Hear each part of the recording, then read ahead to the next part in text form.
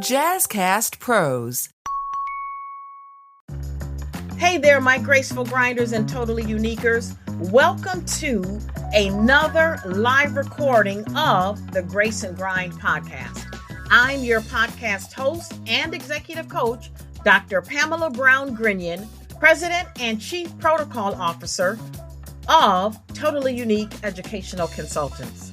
I'm so excited that you're joining me today. I don't know if you've noticed, but the Grace and Grind podcast have taken a shift, and we're now talking about inner healing, inner development, inner polishing, all the things that we need to be focusing on in our third and fourth quarters of our lives. Yes, this is all coming to you live every morning, Monday through Friday, 8 a.m. on all of my social media platforms at I am DrPamala.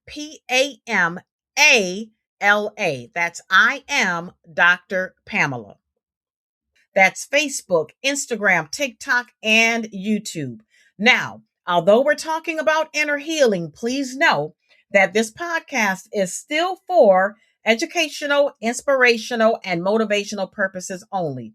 Yes, I am a trauma-informed practitioner. Yes, I am an executive coach. Yes, I am an international etiquette, life skills, and manners coach. And yes, I've combined all those things together to create what I call emotional etiquette. And I'm inviting you to join me on this journey of inner healing. So with that being said, let's jump right in. Now, what kind of thoughts do I do that I have to shoo away? When I was younger, I dealt with poor self-esteem and poor self-confidence. I didn't have self-confidence when I was younger because I thought that people could see everything on my face that I had gone through. So I would cower and I would keep my eyes down, and I didn't want any attention to myself. I didn't want any attention to myself. And so I would cower, or I would wear a mask of makeup and modeling and all that type of stuff, right? And I had to shift from that. And so the thoughts that come into my mind, sometimes, right? But I have the power to tell them, don't try me. Okay. Been there, done that. You can't get me with that. I get thoughts of, you're not good enough to be on Facebook Live and TikTok Live to be telling anybody anything about their life. And you know what I say? Been there, done that. You can't get me with that. Okay. And I get thoughts of, everybody can see your trauma all over your face. And then, I say to that, well, my trauma is beautiful because I've turned my pain into power. And I get sometimes, I know that you have all this education now and you're Dr. Pamela, but remember your high school counselor told you that girls like you don't go to college. And then I say, yeah, she did say that. And I can't change the past that she said that. But guess what? I did go, and I went and got the highest degree in the land because she challenged me to. She challenged me. Don't ever tell me what I can't do. She challenged me to improve myself. Was I afraid to do it? Yes. Did I have imposter syndrome until I was 38 years old? Yes. But it doesn't matter how long you carry your self-doubt, your fear, your imposter syndrome. What matters is that you move. I moved. I did not have motivation.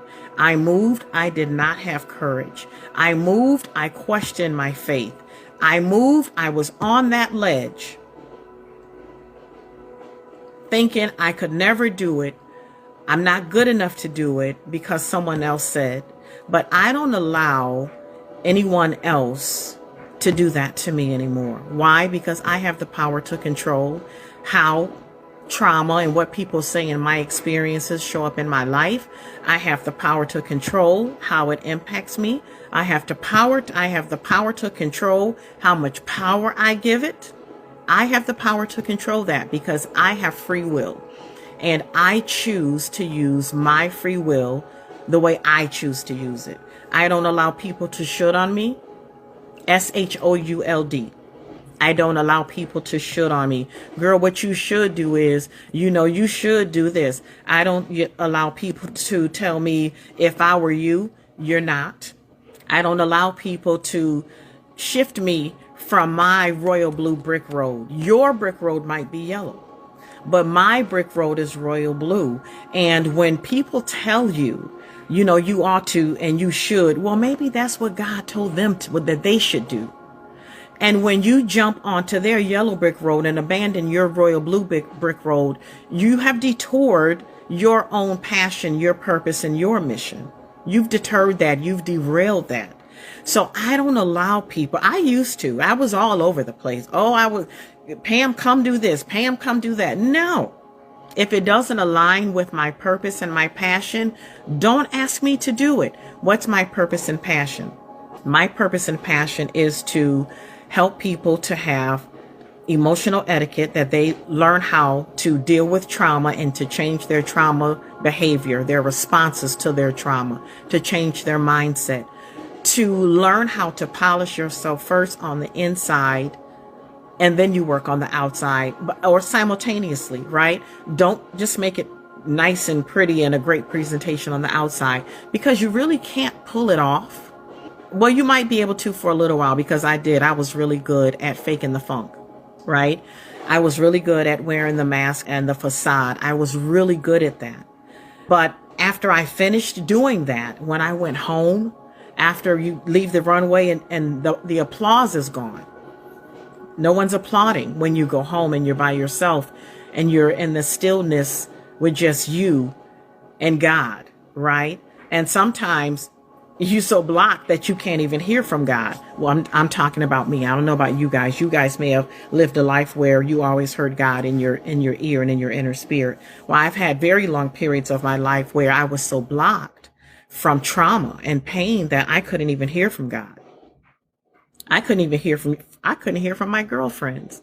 I couldn't hear it. My filter was too dirty, right? My soul wasn't free enough. So good may have been trying to penetrate my filter, but it didn't come. When it came through the filter, it was received as something else, right? It was received as something else.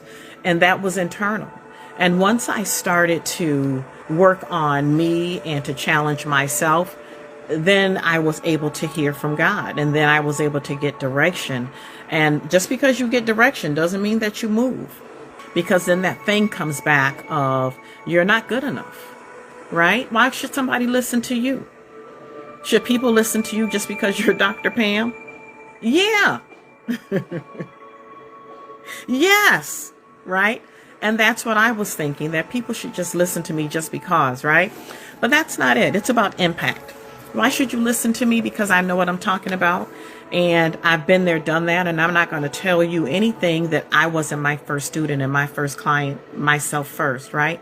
I love you too, Shelly Bell. My grandmother used to say, never been there, can't tell going there how to get there.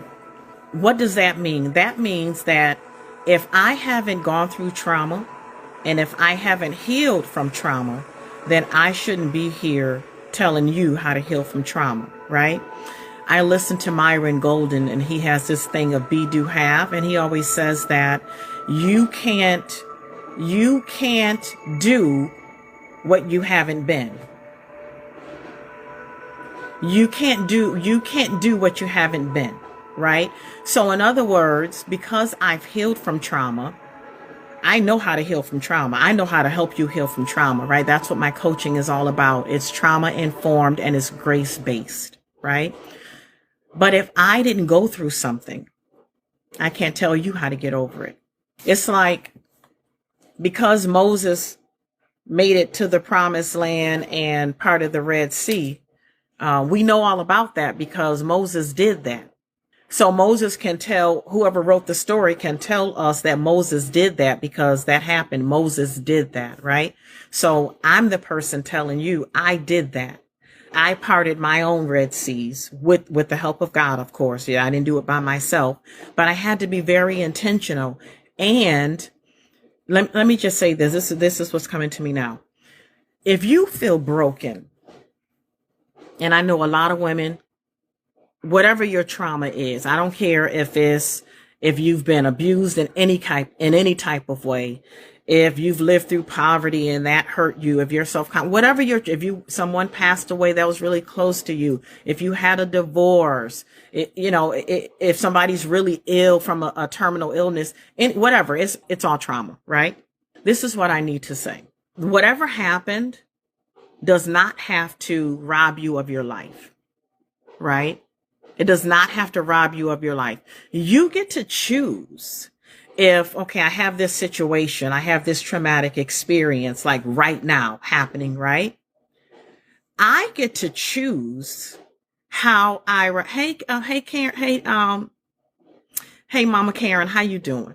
I get to choose how I respond to this traumatic experience, right? So I had a memory suppressed from 40 years ago, very traumatic, something that happened to me 40 years ago in the military, right? It just came back to me about 6 weeks ago. It came back to me, right? And for a while, this thing was haunting me. Like I couldn't sleep. I didn't want to park next to trucks. Like I was tripping. And I know I'm healed and I know how to heal, right? But I went through this period of fear and tripping and crying and like, oh my God, this happened. And you know what? About a weekend, I said, okay, enough is enough, because you can't be telling people that you have the power to control how this thing shows up in your life. So I gave it space. I admitted, yes, this terrible thing happened to me in this pickup truck. It did happen. I can't change that. It's a part of my life. It happened. Okay. Now, do I stay in this place and fall back in the rabbit hole that I've worked so hard to climb myself out of? Or do I say, hey, I gave it space. I felt it. I went back into that place. I sat in the middle of the memory. I saw, I smelled, I felt, I listened. I did all the things. I made it very present right now so that I could move past it. And then I said to myself, you know what I said to myself? Why am I doing this? This happened 40 years ago. I got too much in front of me to do. I have too much life in front of me to live. Why am I going to allow something that happened 40 years ago to rob me of my life today, in the here and now? It's not happening right now. I felt it. I smelt it. I heard it. All the things. Okay. All the things.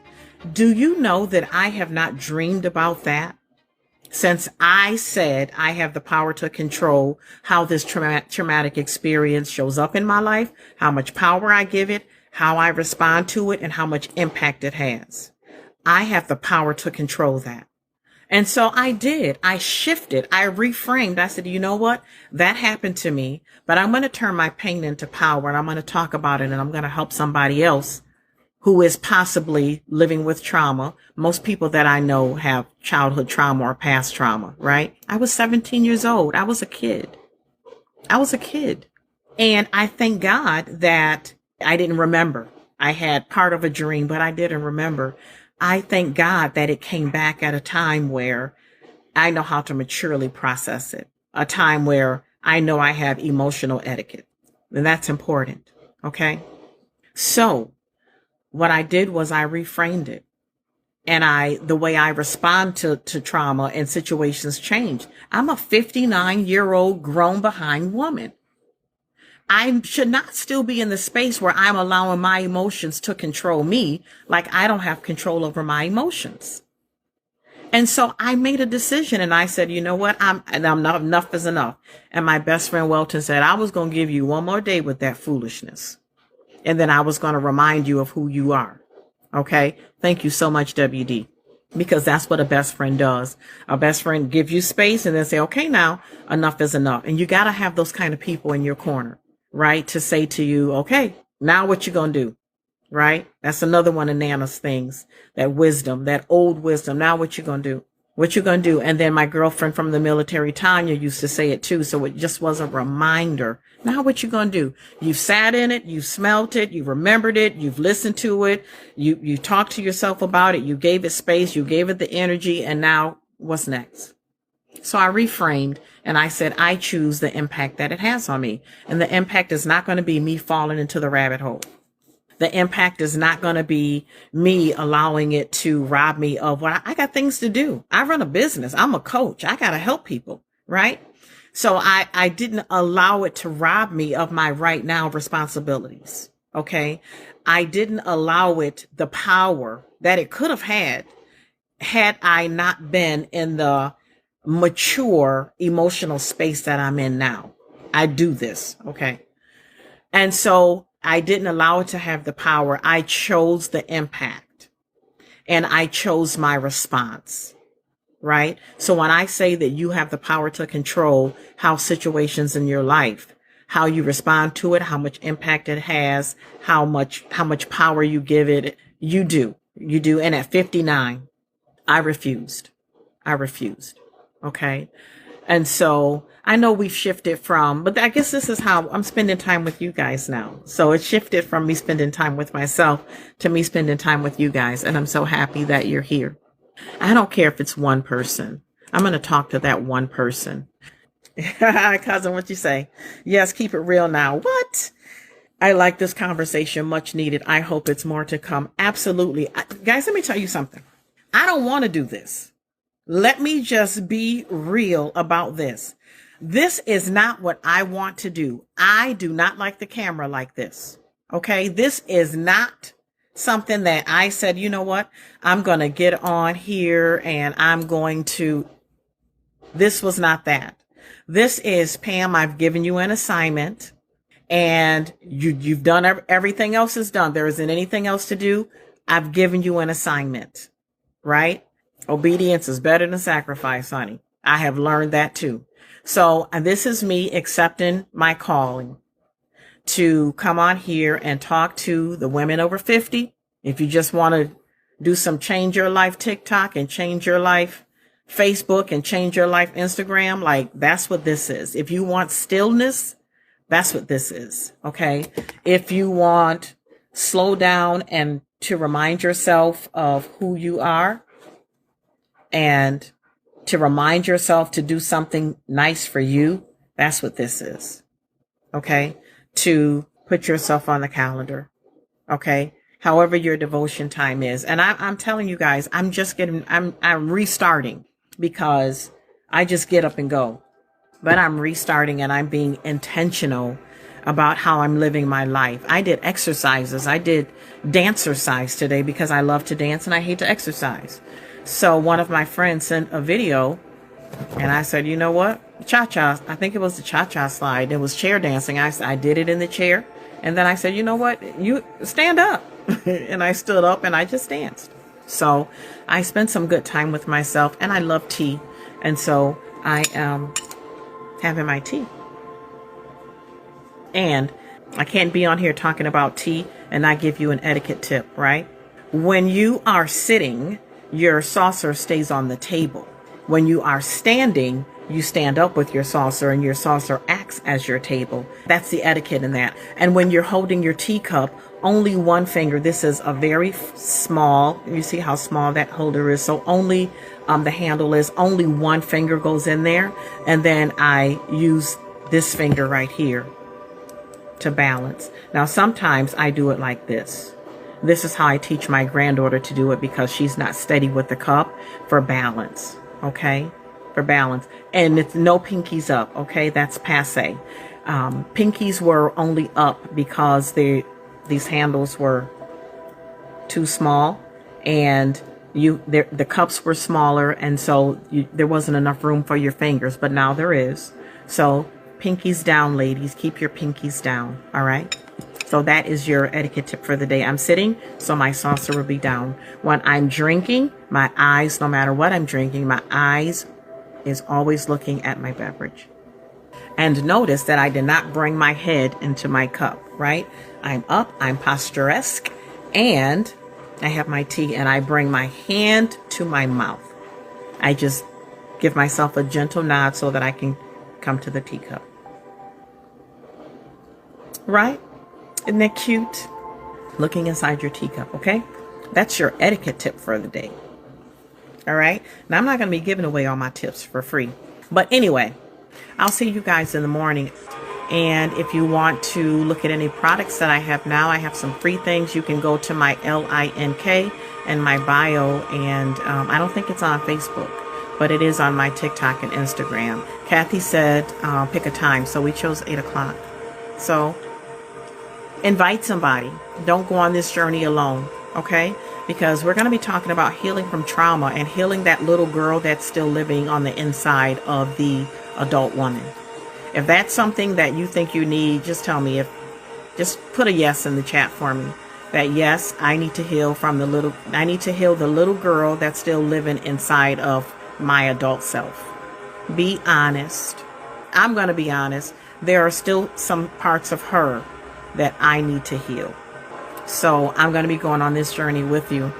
So invite someone, tell a girlfriend about this, that we're going to be meeting in the morning at 8, and we are going to be working on us internally, mindset, emotionally, spiritually, even financially, because you guys know I sell life insurance too, and I'm always talking about how to get your money right. So, and how to use life insurance to get it right. So we're just going to talk about all things female, and have some tea, have a little bit of devotion, and just chat. All right, my graceful grinders and totally uniquers. I know you enjoyed this episode because I enjoyed recording it for you. Please join me every morning, Monday through Friday at 8 a.m. on all of my social media platforms at I am DrPamala. That's I am Dr. Pamela. And remember, you can listen to this podcast anywhere you listen to any of your other favorite podcasts. All right? Now, you know what I'm going to say. I love you, love you, love you with my whole heart. I love you. I do. And you have the power to control how your trauma shows up in your life, how much power you give it, how you respond to it, and how it impacts you. You have the power to control. So embrace that and go and create your totally unique day on purpose. Until next time, ta-ta for now.